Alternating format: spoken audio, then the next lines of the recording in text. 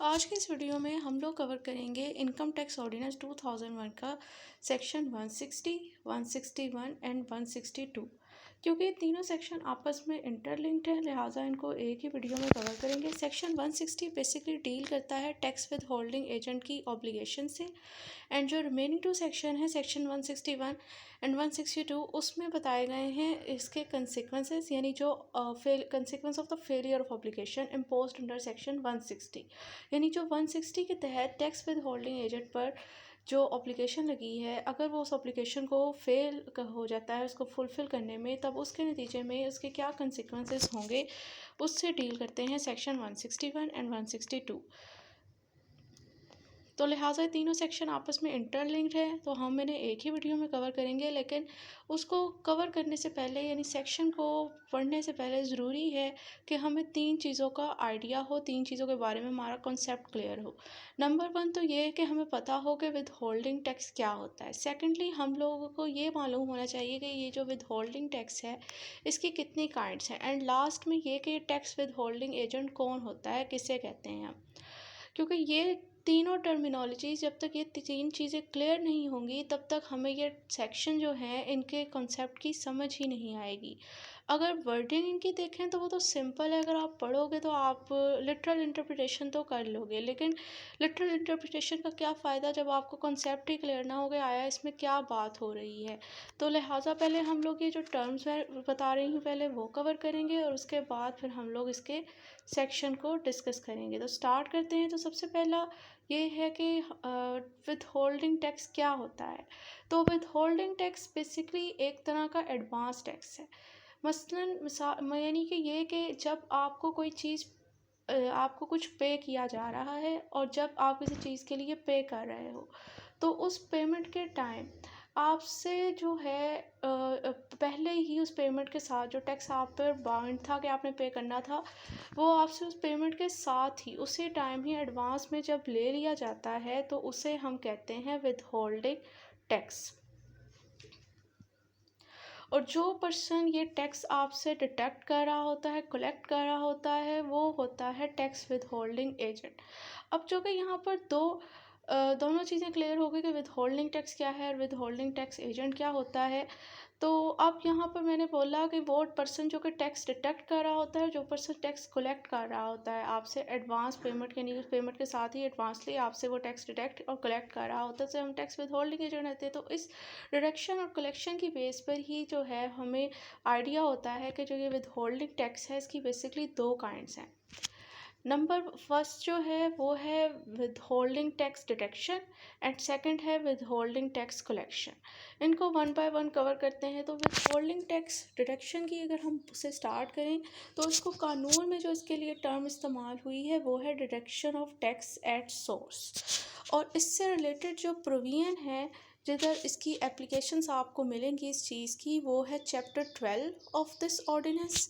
And chapter 10 part 4 division 3 of this ordinance. यानी ये जो रेलेवेंट प्रोविजंस है वहाँ पर आपको के कुछ केसेस मिल जाएंगे, कुछ सिनेरियोज, कुछ एप्लीकेशन मिल जाएंगी जहाँ पर आपको पता चलेगा कि जिन चीज़ों पर आपसे एडवांस में ही टैक्स की डिडक्शन हो रही होती है। इसके लिए मैं आपको यहाँ पर एक एग्जांपल से इसको क्लियर कर देती हूँ तो उससे बेहतर समझ आ जाएगी। कि मिसाल के तौर पर जब एक जो सैलरी पर्सन है ना,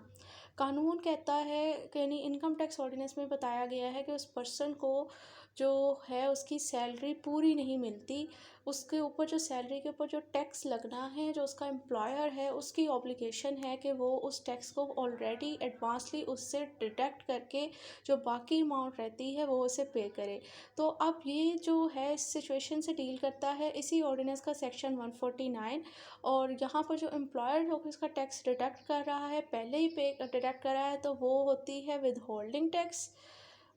ये basically with holding tax deduction है। और इसको जो है ना,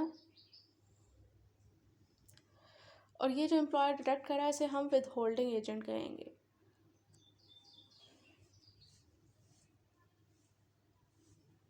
यानी कि एक तो सैलरी पर्सन है तो एक साल के बाद ही टैक्स ईयर में जब अपनी रिटर्न जमा करवानी थी उसने तो उस टाइम पे उसका टैक्स पे करना था। लेकिन कानून ये कहता है कि जो उसका एम्प्लॉयर है उसकी ऑब्लिगेशन है कि वो हर महीने की जो उसकी माहाना सैलरी है वो उसका जो साल का टैक्स बनना था जितना उसने टैक्स देना था वो उसी सालाना टैक्स का खुद ही अपने पास पहले ही हिसाब लगा के उसको 12 से डिवाइड करे और माहाना टैक्स उसका जो बनता है उसका जो है वो महीने वाइज ही उससे कट करता रहे। और वो अब जो कि इसने डिटेक्ट करना होता है विद होल्डिंग एजेंट एम्प्लॉयर ने, तो अब सबमिट भी उसी ने करवाना होता है कमिश्नर को यानी एफपीआर को। ये एम्प्लॉय जो है सैलरी पर्सन, इसकी पे करने की जिम्मेदारी नहीं होती।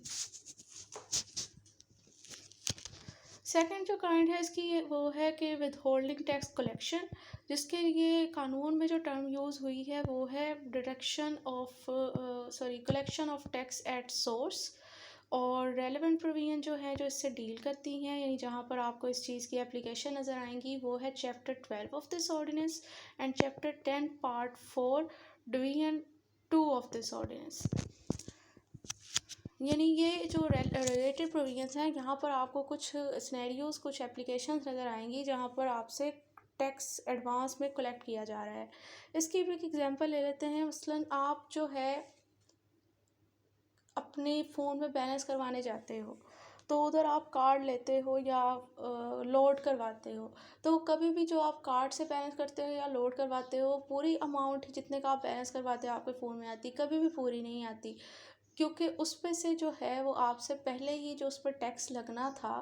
वो कंपनी डिडक्ट कर लेती है। तो जो कि कंपनी कलेक्ट कर लेती है। तो जो कंपनी अब आपसे ये टैक्स की कलेक्शन कर रही है तो वो कंपनी का स्टेटस यहाँ पर टैक्स विद होल्डिंग एजेंट है, वो आपसे पहले ही टैक्स कलेक्ट कर लेती है जितना उस पर बैलेंस पर लगना था। और ये जो बेसिकली जो सिचुएशन मैंने डिस्कस की है इससे रिलेटेड जो है ना सेक्शन 236 डील करता है सी ऑर्डिनेंस का। तो लिहाजा चूँकि कंपनी आपसे टैक्स कलेक्ट कर रही है तो इसका मतलब ये जो टैक्स आपसे कलेक्ट हो गया है आपने तो पे कर दिया है, ये आगे उसकी जिम्मेदारी है कंपनी ने कि उसने अब जमा करवाना है।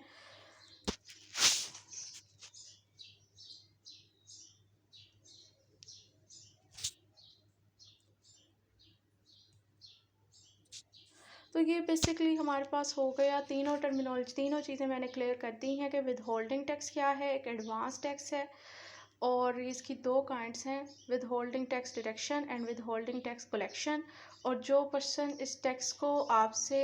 पहले ही एडवांस में काटने का जिसका उसके ऊपर ऑब्लिगेशन है कि उसने कट करना होता है, कलेक्ट करना होता है, डिडक्ट करना होता है, उसे हम विद होल्डिंग एजेंट कहते हैं। ये तीनों चीज़ें अब आपको क्लियर हो गई हैं। तो अब आपके लिए जो तीनों सेक्शन है ये पढ़ने बिल्कुल इजी हैं। अब इसमें आपको समझ आ जाएगी कि इसमें बेसिकली बात क्या की जा रही है, क्योंकि बगैर अगर हम ये टर्मिनोलॉजीज क्लियर किए बगैर इसकी तरफ जाते तो हमें समझ ना आती। तो अब स्टार्ट करते हैं सेक्शन 160 से।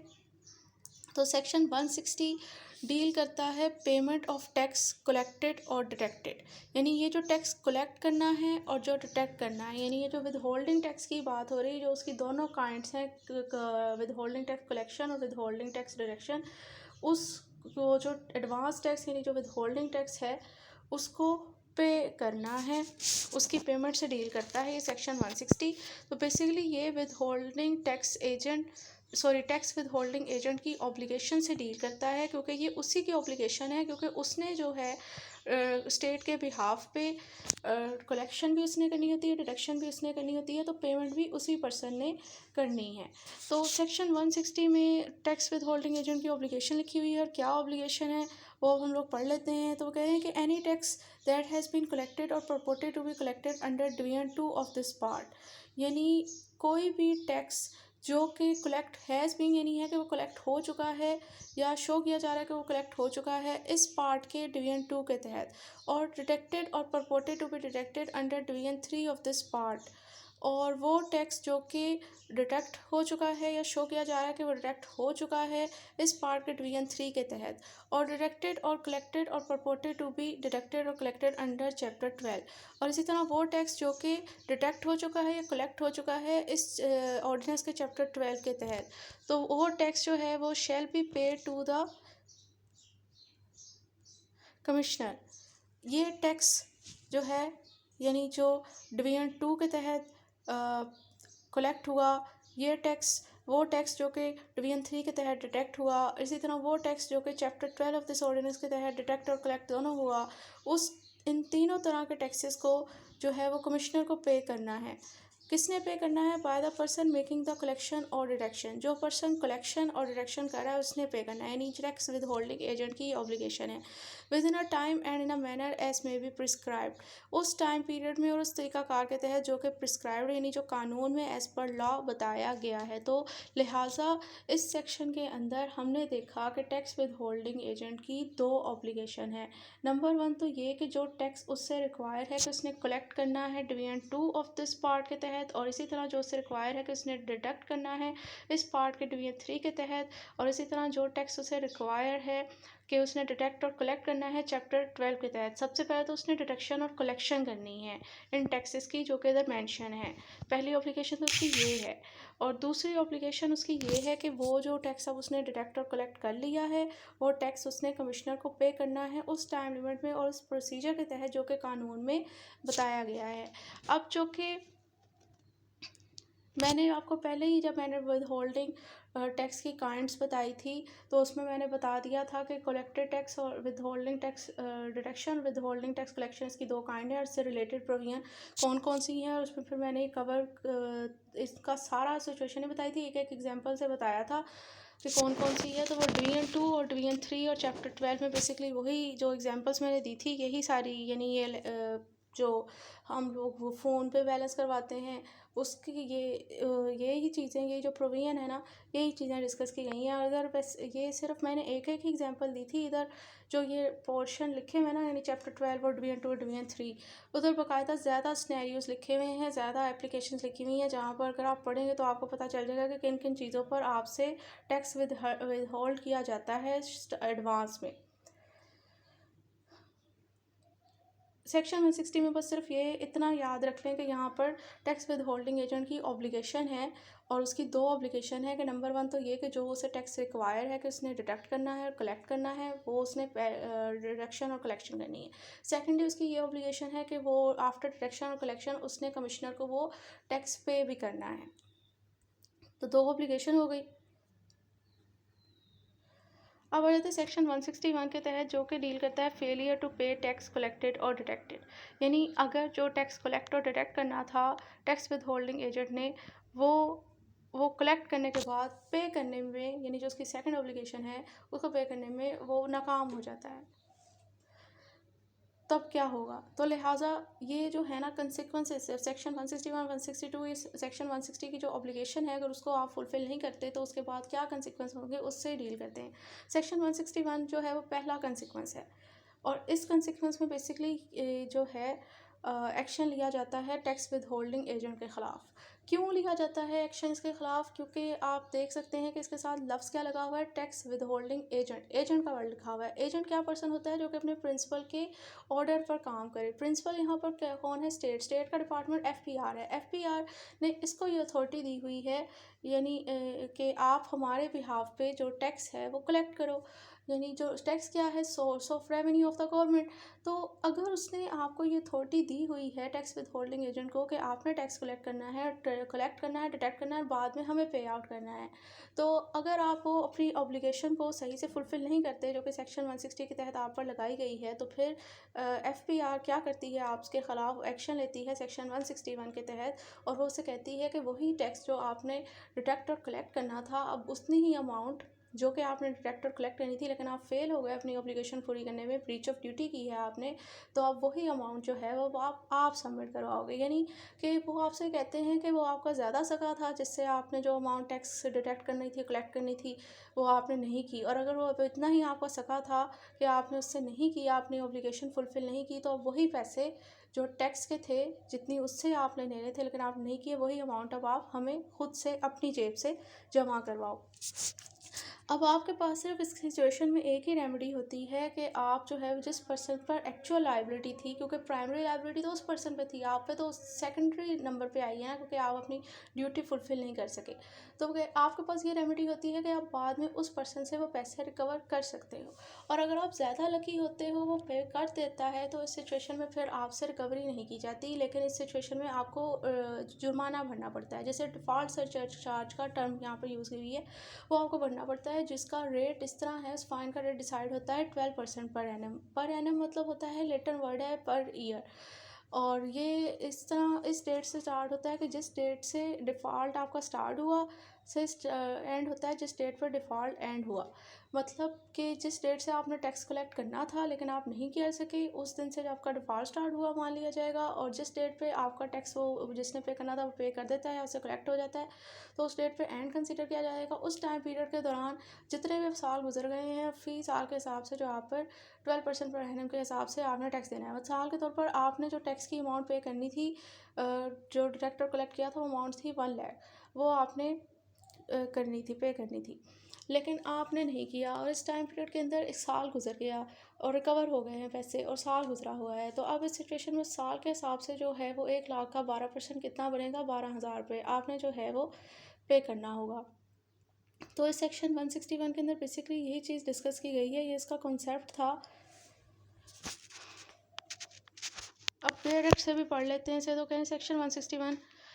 में subsection 1 state that where a person fail to collect tax as required under division 2 of this part or chapter 12 or deduct tax from a payment as required under division 3 of this part or chapter 12 or as required under section 50 of the repeal ordinance. मतलब पहला जो इसका clause ए है वो इस चीज़ से deal कर रहा है कि अगर एक पर्सन के ऊपर ऑब्लिगेशन थी, रिक्वायर्ड था उस पर कि उसने टैक्स कलेक्ट करना था इस ऑर्डिनेंस के इस पार्ट के डिवीजन 2 के तहत और इसके ही ऑर्डिनेंस के चैप्टर 12 के तहत, या फिर उससे रिक्वायर्ड था, उस पर ऑब्लिगेशन थी कि उसने डिडक्शन करनी थी टैक्स की इसी पार्ट के डिवीजन 3 के तहत और चैप्टर 12 के तहत, या फिर जो रिपील ऑर्डिनेंस है उसके सेक्शन 50 के तहत जो उस पर ये ऑब्लिगेशन थी कि उसने ये डिडक्शन और कलेक्शन करनी थी, वो ये डिडक्शन और कलेक्शन दोनों ही करने से नाकाम हो गया है। मतलब उसने कलेक्ट ही नहीं किया, उसने डिटेक्ट ही नहीं किया। पेमेंट की तो बाद में बात है, उसने अभी ये कलेक्शन और डिडक्शन दोनों चीज़ें ही नहीं की। एंड सेकेंडली ये having collected tax under division 2 of this part or chapter 12 or deduct tax under division 3 of this part or chapter 12 fail to pay the tax to the commissioner as required under section 160। Secondly ये है कि उसने वो detection और collection तो कर ली, लेकिन यानी डिवीजन 2 के तहत उसने जो टैक्स कलेक्ट करना था उसने टैक्स कलेक्ट भी कर लिया, चैप्टर 12 के तहत भी जो उसने टैक्स कलेक्ट करना था उसने कर लिया, division 3 of this part or chapter 12 के तहत जो उसने टैक्स की डिडक्शन करनी थी वो भी उसने कर ली, लेकिन डिडक्शन और कलेक्शन करने के बावजूद वो उस विद होल्डिंग टैक्स को कमिश्नर को पे करना जो सेक्शन 160 में उस पर ऑब्लिगेशन थी वो नहीं उसने पे किया। तो और having collected tax under section 50 of the repeal ordinance और section 50 of the repeal ordinance तहत उसने जो टैक्स कलेक्ट करना था और फिर उसके बाद pay to the credit of federal government और section 50 of the repeal ordinance sub section 8 के अंदर उसके ऊपर रिक्वायरमेंट थी कि उसने फेडरल गवर्नमेंट को जमा करवाना था, लेकिन उसने नहीं करवाया। यानी पहले उसके ऊपर ये है कि उसने वो डिडक्शन और कलेक्शन की ही नहीं। सेकेंडली ये कह रहे हैं कि उसने की तो है लेकिन वो पेमेंट नहीं उसने की, फेल किया टू पेमेंट हो गया है। तो अब इस सिचुएशन में उस बंदे के खिलाफ क्या एक्शन लिया जाएगा, यानी टैक्स विद होल्डिंग एजेंट के खिलाफ क्या एक्शन लिया जाएगा। The person shall be personally liable to pay the amount of a tax to the commissioner who may pass an order to that effect and proceed to recover the same. तो अब इस situation में person personally liable होगा, वही tax की amount जो उसने tax detect और कलेक्ट किया होगा, करना था लेकिन वो फेल हो गया करने में, या अगर किया है कलेक्ट तो पे फेल हो गया है पे करने में, तो वही अमाउंट ऑफ टैक्स जो है वो उससे आप वो ज़ाती तौर पर रिकवर करेगी कमिश्नर, उसके खिलाफ ऑर्डर पास आउट करेंगे यही सेक्शन 161 का, और फिर उसी से रिकवरी की जाएगी। And subsection 1 A no recovery under subsection 1 shall be made unless the person refer to in subsection has been provided with an opportunity of being hear. यानी ये जो ऑर्डर है रिकवरी का विद होल्डिंग टैक्स की recovery की, जो amount इससे withholding tax agent से रिकवर की जा रही है, इस ऑर्डर की एग्जीक्यूशन तब तक नहीं होगी, यही ऑर्डर तब तक पास आउट ही नहीं होगा जब तक उस पर्सन को बाकायदा एक फेयर ट्रायल का मौका नहीं दिया जाता, यानी कि उसे सुना नहीं जाएगा, opportunity of being hearing provide की जाएगी, उसके बाद उससे उसके खिलाफ ही एक्शन लिया जाएगा, यानी ऑर्डर पास आउट किया जाएगा 161 का। और वही जो विद होल्डिंग टैक्स की अमाउंट उसने रिकवर करनी, उसने डिडक्ट और कलेक्ट करनी थी लेकिन उसने नहीं की, तो या कर ली है तो पे नहीं की, तो उसके बाद उससे वो रिकवर की जाएगी। मतलब उससे रिकवर करने उसके खिलाफ और रिकवरी का ऑर्डर पास आउट करने से पहले कमिश्नर उससे एक ऑर्डर पास आउट करेगा, अपॉर्चुनिटी ऑफ हियरिंग प्रोवाइड करेगा, उससे पूछेगा कि भाई क्या वजूहात थी कि अगर आपने जो है वो टैक्स डिटेक्ट या कलेक्ट नहीं किया, और अगर किया तो क्यों नहीं पे किया। फिर उसके बाद जो है वो इसके ख़िलाफ़ 161 का ऑर्डर जारी करेंगे कि अब हम वो जो टैक्स आपने डिटेक्ट और कलेक्ट करना था लेकिन नहीं किया, और अगर कर लिया है तो पे नहीं किया, तो वो अब आपसे रिकवर किया जाएगा। फिर अगर subsection 1B, where at a time of recovery of tax under subsection 1 it is established that the tax that was to be deducted from the payment made to a person or collected from a person has been paid by that person। यानी कि अब जो है इसके ख़िलाफ़ ये order तो जारी हो गया रिकवरी का टैक्स विद होल्डिंग एजेंट के ख़िलाफ़, लेकिन उसी दौरान आपको पता चलता है कि जिस पर्सन पर प्राइमरी लाइबिलिटी थी इस टैक्स को डिटेक्ट ये जो टैक्स पे करने की, यानी जिससे टैक्स डिडक्शन या कलेक्शन करनी थी टैक्स विद होल्डिंग एजेंट ने, लाइबिलिटी तो उसी बंदे पे थी, तो उसने वो जो है वो अमाउंट पे कर दिया है या उससे वो डिडक्ट हो चुका है, कलेक्ट हो चुका है, आपको ये पता चल जाता है। तो अब इस सिचुएशन में क्या होगा, no recovery shall be made from the person who had failed to collect or deduct the tax. मतलब इस सिचुएशन के अंदर ये जो टैक्स विद होल्डिंग एजेंट है ना, इसके खिलाफ अब इससे ये रिकवरी नहीं की जाएगी इस अमाउंट की। But the said person shall be liable to pay default surcharge at a rate of 12% per annum from the date he failed to collect or deduct the tax to the date the tax was paid। अब इस situation में ये इस person से recovery तो नहीं की जाएगी इस अमाउंट की, क्योंकि रिकवर हो चुका है ये पैसे जिस पर्सन पर एक्चुअल लाइबिलिटी थी उससे, लेकिन अब इस सिचुएशन में इस पर ये लाइबिलिटी आएगी, उससे जुर्माना लिया जाएगा, इन्हें डिफ़ॉल्ट सरचार्ज पे करना पड़ेगा, और ये फ़ाइन का रेट किस तरह डिसाइड होगा, ये होगा at the rate of 12% per annum, और ये इनके 12% पर ईयर। ये टाइम पीरियड स्टार्ट होगा उस डेट से जिस डेट से आपका डिफ़ॉल्ट जो है वो स्टार्ट हुआ, और जिस डेट पर डिफ़ॉल्ट एंड हुआ, यानी पेमेंट कर दी उस बंदे ने जिसने टैक्स पे करना था। अब आ जाते subsection 2, a person personally liable for an amount of tax under subsection 1 as a result of failing to collect or deduct shall be entitled to recover the tax from the person from whom the tax should have been collected or deduct. यानी जिस person से अब आप लोग tax recover कर रहे हो क्योंकि उसका फ़ॉल्ट है कि उसने डिटेक्ट करना था, कलेक्ट करना था, लेकिन उसने नहीं किया, और अगर किया तो पे नहीं किया, तो फिर आप जब उससे रिकवर कर रहे हो तो उस पर्सन के पास ये रेमेडी है कि जिस पर्सन पर एक्चुअल लाइबिलिटी थी इस टैक्स को पे करने की,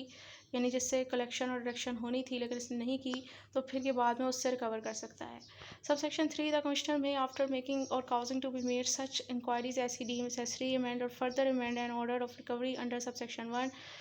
if we consider that the order is erroneous insofar as it is prejudicial to the interest of the revenue। यानी कि कमिश्नर जो ये ऑर्डर ऑफ रिकवरी आपके ख़िलाफ़ पास करता है, तो इस पे ऑर्डर जो कमिश्नर अगर चाहे तो इस ऑर्डर में अमेंडमेंट भी कर सकता है आफ्टर कंडक्टिंग ऑफ इंक्वायरी, अगर उसे लगता है कि ये जो ऑर्डर पास आउट हुआ है इसमें किसी किस्म का कोई फॉल्ट है, एरर है, और ये इंटरेस्ट ऑफ रेवेन्यू के फेवर में नहीं जा रहा, provided that the order recovery shall not be amended. और ये जो रिकवरी का ऑर्डर है इसमें किसी किस्म की अमेंडमेंट नहीं की जाएगी unless the person referred in subsection 1 has been provided opportunity of being heard। यानी अगर इसमें किसी किस्म की अमेंडमेंट करनी है तो उससे पहले भी उस पर्सन को जिसके ख़िलाफ़ ये ऑर्डर पास आउट किया था, यानी टैक्स विद होल्डिंग एजेंट के ख़िलाफ़, उसको पहले सुना जाएगा, और उसके बाद ही जो है वो हम इस रिकवरी ऑर्डर में अमेंडमेंट कर सकते हैं, बगैर उसको अपॉर्चुनिटी ऑफ हियरिंग प्रोवाइड किए बगैर नहीं कर सकते। तो सेक्शन 160 के अंदर अभी तक हम लोगों ने पढ़ा कि टैक्स विद होल्डिंग एजेंट की ऑब्लिगेशन थी कि उसने टैक्स जो है वो विद हेल्ड करना होता है, और फिर उस विद हेल्ड टैक्स को पे करना होता है कमिश्नर को। सेक्शन 161 में हम लोगों ने इसके कंसिक्वेंसेस, मैंने कहा कि 161 160 उसके कंसिक्वेंस से डील करते हैं। सेक्शन 160 की अगर ऑब्लिगेशन की वायलेशन हो तो सेक्शन 161 में जो पहला उसका कंसिक्वेंस है वो मैंडेटरी कंसिक्वेंस है, क्योंकि यहाँ ये तो है लाजमी तौर पर। फिर अब इस सिचुएशन में टैक्स विद होल्डिंग एजेंट से के ख़िलाफ़ कमिश्नर एक्शन लेता है, और जो पैसे उसने विद होल्डिंग टैक्स उसने डिटेक्ट और कलेक्ट करना था उसने नहीं किया, वो पैसे फिर उससे रिकवर किए जाते हैं अगर वो अपनी 160 की ऑब्लिगेशन को फुलफ़िल ना करे। अब आ जाते हैं सेक्शन 162, जिसके अंदर बेसिकली दूसरा कंसिक्वेंस डिस्कस किया गया है, और इसके अंदर जो इसका कॉन्सेप्ट है वो यही है कि जिस पर्सन से टैक्स डिडक्ट और कलेक्ट करना था ना, अब इस सिचुएशन के अंदर कमिश्नर की ये डिस्क्रिशनरी पावर है कि वो उससे रिकवर कर सकता है। मतलब 160 की ऑब्लिगेशन अगर की वायलेशन होती है तो वो कमिश्नर की डिस्क्रिशन है कि वो बजाय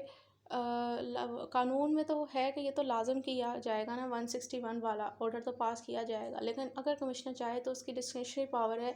कि वो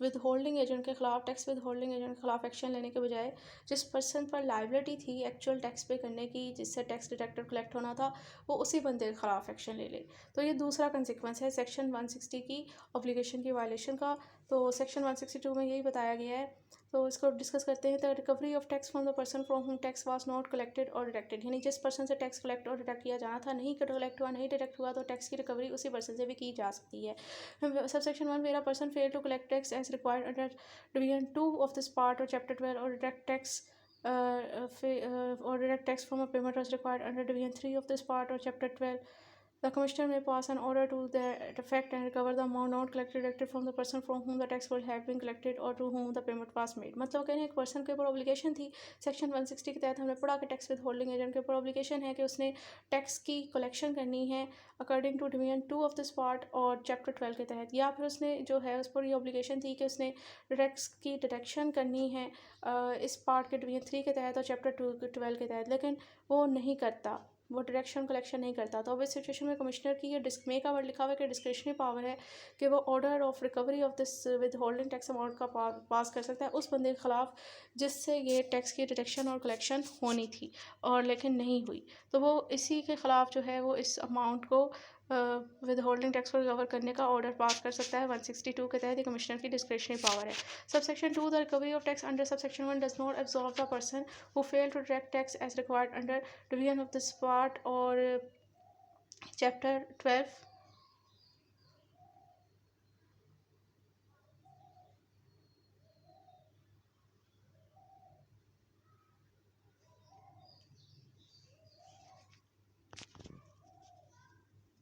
वो कह रहे हैं कि सबसेक्शन 2 ये बता रहा है कि ये जो अगर वो उसकी डिस्क्रिशनरी पावर है, कमिश्नर उस पर्सन के खिलाफ एक्शन ले लेता है कि जिससे एक्चुअल डिडक्ट और कलेक्ट होना था लेकिन नहीं हुआ, यानी जिससे विद होल्डिंग टैक्स की कलेक्शन और डिडक्शन हुई थी लेकिन नहीं हुआ, तो उस बंदे से ही कहता है कि भाई आपसे ही होना था तो आप ही पे करो, उसी के खिलाफ रिकवरी का ऑर्डर पास कर देगा। तो ये जो ऑर्डर 162(1) का पास करता है कमिश्नर, ये इस ऑर्डर का हरगिज़ ये पर्सन नहीं है कि जो टैक्स विद होल्डिंग एजेंट है उसके खिलाफ कोई एक्शन नहीं लिया जाएगा, क्योंकि वो उसने अपनी ब्रीच ऑफ ड्यूटी की है, उसकी ऑब्लिगेशन थी 160 के तहत कि उसने ये विद होल्डिंग टैक्स जो है वो कलेक्ट करना है, पे करना है, तो उसने अपनी वायलेशन तो की है, उसने अपनी ऑब्लिगेशन की। तो अब इस सिचुएशन में इस ऑर्डर का जो है कि हम लोग जिस पर्सन से रिकवर करना था उसी पर्सन से रिकवर कर रहा है कमिश्नर, तो उसका हरगिज़ ये मतलब नहीं है कि इसके खिलाफ कोई एक्शन लिया जाएगा। इसके खिलाफ एक्शन लिया जाएगा, इसमें लिखा हुआ है कि from any other legal action relation to the failure, मतलब इसके खिलाफ ये इस चीज़ का हरगिज़ मतलब नहीं है कि वो कोई इसकी जो इसने ब्रीच ऑफ ड्यूटी की है इसके खिलाफ कोई लीगल एक्शन लिया जाएगा। और from a charge of default surcharge, और यानी जो हम लोग सेक्शन 161 में पढ़ कर आए हैं कि बेशक उससे पैसे रिकवर हो भी जाते हैं तब भी उस पर डिफ़ॉल्ट सरचार्ज का जो यानी कि फ़ाइन वगैरह है जो उसने पे करना है वो उसे पे करना पड़ेगा। मतलब बेशक 162(1) का ऑर्डर उस बंदे के ख़िलाफ़ पास कर दिया जिसने एक्चुअली पे करना था टैक्स, और उससे करेक्शन होनी थी लेकिन इसने नहीं की, तो उससे कमिश्नर उससे पैसे तो लेगा लेकिन ये अपनी बिल्कुल आज़ाद नहीं हो जाएगा कि हाँ ठीक है इससे अब रिकवर किया जा रहा है तो इसके खिलाफ कोई एक्शन ही लिया जाएगा। इसके खिलाफ जो लीगल एक्शन बनता होगा वो भी ले सकता है कमिश्नर। इसे डिफ़ॉल्ट सरचार्ज भी जमा करवाना पड़ेगा, यानी फ़ाइन भी जमा करवाना पड़ेगा अपनी उस ब्रीच ऑफ ड्यूटी का जो कि 12% पर एनम के हिसाब से था। एंड सेकंड जो लास्ट लाइन है बड़ी इंपॉर्टेंट, इसमें लिखा हुआ है the disallowance of a deduction for the expenses to which the failure relate as provided under this ordinance. और इसी तरह कि ये जो है ये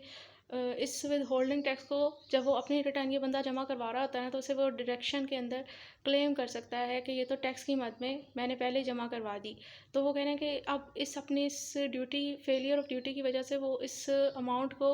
अपनी डिडक्शन के तौर पर क्लेम नहीं कर सकता, इससे डिसअलाउ हो जाएगी वो डिडक्शन, ये क्लेम नहीं कर सकता। इसकी एक एग्जांपल लेते हैं इस तीसरी पॉइंट को समझने के लिए। फॉर एग्जांपल मिसाल लें कि हम लोग जिस तरह है कि हम लोग बैलेंस वगैरह करवाते हैं, तो यानी एग्जांपल लें कि मिसाल लें कि जैज़ की कंपनी है ना, उसके जो जैज़ यूज़र हैं कंपनी जो इंटरनेट यूज़र हैं वगैरह या जो भी उसके सारे हैं कंज्यूमर जो है मेरे ख्याल से कहलाएंगे, यूज़र कह लें कंज्यूमर कह लें, जो भी इनकी सिम यूज़ कर रहे हैं या इंटरनेट यूज़ कर रहे हैं, तो उसके लिए अब उन्हें कार्ड वगैरह लेने पड़ते हैं, बैलेंस करवाते हैं, लोड करवाते हैं, तो वो हमसे पहले ही जो है वो टैक्स ये जो जैज़ की कंपनी है वो कट कर लेती है, जो कि ये विद होल्डिंग टैक्स ही कहलाता है। अब जब इसने हमसे फ़र्ज़ करें कि इसने हमसे पैसे टैक्स कलेक्ट करना छोड़ दिया, नहीं लेती, तो अब इस सिचुएशन के अंदर इसकी ऑब्लिगेशन थी 160 के तहत कि इसने ये टैक्स कलेक्ट करना था, इसने नहीं किया। तो बाद में जो है वहाँ पे तो ये ऑब्लिगेशन है कि इसने इसके ऊपर टैक्स पे करना है, इंटरनेट पे भी। तो हमसे जो है वो फ़र्ज़ करें कि एफबीआर अब खुद एक्शन लेती है कि मैं अब जो जितने भी जैज़ के कस्टमर हैं उनसे मैं अब खुद टैक्स कलेक्ट करूँगी। तो अब इस सिचुएशन में वो क्या करती है कि बजाय जैज़ की कंपनी को बीच में घसीटने के, वो कहती है मैं कस्टमर से ही जो है वो टैक्स के पैसे कलेक्ट करूँगी जो उनसे पहले कलेक्ट किया जाना था। तो वो 162 सबसेक्शन 1 का ऑर्डर उसके सारे कस्टमर को भेज देती है कि आपसे ये टैक्स जो जितना भी आप पे बनता है वो आप पे करें। अब जैज़ की कंपनी का इस सिचुएशन में क्या है कि जैज़ की कंपनी के ख़िलाफ़ क्या कोई एक्शन नहीं लिया जाएगा? कह रहे हैं नहीं, जैज़ की कंपनी के ख़िलाफ़ भी अगर कोई लीगल एक्शन बनता होगा, लेना चाहेगा कमिश्नर, तो वो ले सकती है। इस तरह जो है उसने डिफ़ॉल्ट सरचार्ज यानी जो अपने ब्रीच ऑफ ड्यूटी इसने की है उसका भी इसने फ़ाइन वगैरह भी पे करना है, जो कि 12% पर एनम के हिसाब से है कि उसने पे करना है। एंड नेक्स्ट जो है ये जो disallowance of deduction of expenses वाला पॉइंट है, ये इसलिए इंपॉर्टेंट मैं कह रही हूँ कि ये मिसाल के तौर पर कि जैज़ की कंपनी की अब जितनी भी इनकम थी ना, वो जब अपनी रिटर्न उसने जमा करवानी थी तो उस इनकम में से जो टैक्स की मद में जो भी अमाउंट जो लोगों से उसने काटी थी, वो अपनी डिडक्शन में टैक्स की मद में जो उसने अमाउंट काटी थी ना, वो उसको अपने डिडक्शन अपने एक्सपेंसेस के अंदर ऐड कर देती है और उसे डिडक्शन के तौर पर क्लेम कर देती थी। अगर तो उसने अपनी ड्यूटी को फुलफ़िल किया होता, उसने वो टैक्स कट किया होता, विदहोल्डिंग टैक्स उसकी उसने डिडक्शन की होती, उसने उसे कलेक्ट किया होता, तब वो क्लेम कर सकती थी। जो कि अगर उसने वो नहीं किया, तो अब इस सिचुएशन में जब वो अपनी इनकम का हिसाब दे रही होगी, तो बेशक हमसे वो रिकवर भी कर लेगी गवर्नमेंट पैसे, लेकिन अब वो इसको सज़ा के तौर पर ये कहेगी कि हम आप अपनी इनकम के अंदर इस चीज़ को ऐसा डिडक्शन क्लेम नहीं कर सकते। मिसाल के तौर पर जैज़ की कंपनी को जो है वो 50 लाख रुपए अगर उसकी इनकम बन रही है रिटर्न जमा करवाते हुए, और 10 लाख का तो उसका टैक्स ही निकलता पड़ा था, तो उस 10 लाख को वो ऐसा डिडक्शन क्लेम कर सकती थी अगर उसने वो पहले ही अपनी ड्यूटी को सही से फुलफ़िल किया होता और वो टैक्स खुद विदहोल्ड करके गवर्नमेंट को पे कर दिया होता। लेकिन जब गवर्नमेंट को एक्शन लेना पड़ा तो गवर्नमेंट अपनी एफ़र्ट की अब लगा रही है और उसको अब टाइम लगाना पड़ रहा है और ख़ुद एक्शन लेना पड़ रहा है, तो वो उसको सज़ा देती है कि आपने जो अपनी वायलेशन की है, अपनी ड्यूटी फुलफ़िल नहीं की, तो उसे कहती है वो आप मुझे अपनी 50 लाख की, उसकी वो 50 लाख की इनकम कंसीडर करती है, वो कोई नहीं उसे 10 लाख की डिडक्शन 50 में से काटने का अलाउ करेगी। तो ये जो है वो 162 सेक्शन भी हो गया।